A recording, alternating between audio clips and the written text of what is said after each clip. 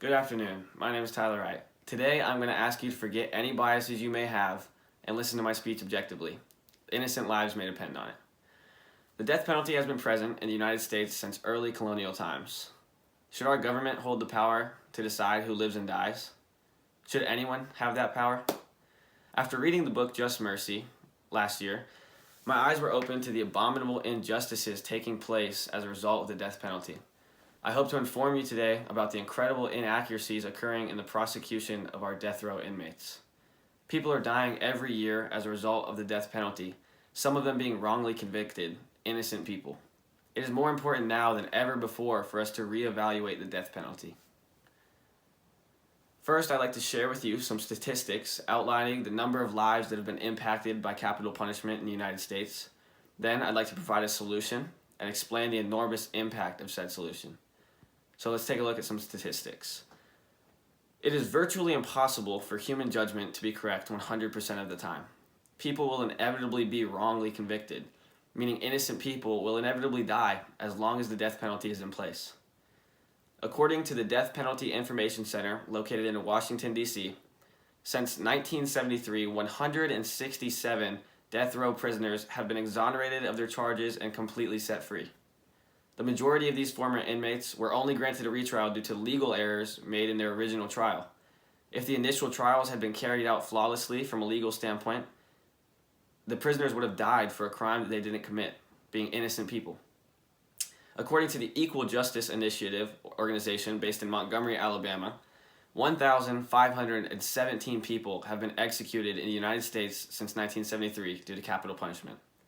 That means for every 9 people executed, 1 death row inmate has been exonerated. Is that margin of error not too high in a life or death situation? Put yourself in the shoes of an innocent person who has been sentenced to death. Would you still support the death penalty? This brings me to my next point. What can we do to abolish the death penalty? Currently, the death penalty is decidable at the state level. According to the National Conference of State Legislatures, currently in 2020, capital punishment is authorized by 28 states, the federal government, and the United States military. Ideally, the federal government could abolish the death penalty for the entire United States, but it's much easier to make the process happen at the state level. The best thing we can do individually is help spread the word. A lot of people don't know about the injustices occurring. They don't know about the statistics that I just shared with you. Tell them. They might still disagree with you after, but at least you tried. Another thing you can do is vote for people who oppose the death penalty. Obviously, there are plenty of other political issues going on today that you need to take into account when you're voting, but try to find a candidate who aligns with your other views on other issues and wants to abolish the death penalty at the state or federal level. The more we spread the word, the more candidates will begin to oppose the death penalty to get your votes. That's the reason behind my speech today, to call you to action. Simply spread the word and vote accordingly.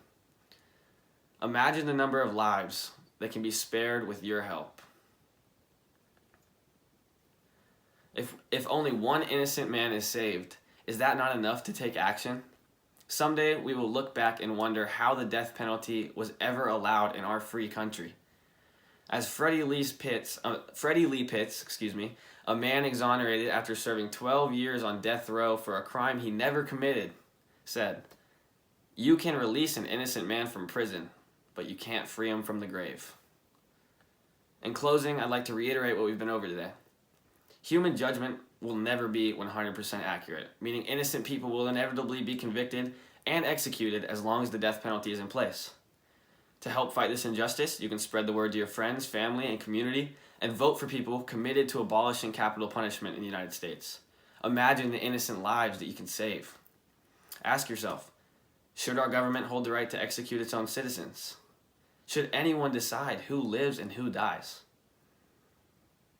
As I said before, spread the word of the injustice going on. Do some research yourself or use the statistics and the sources that I've provided. Together we can abolish capital punishment in the United States. Thank you so much.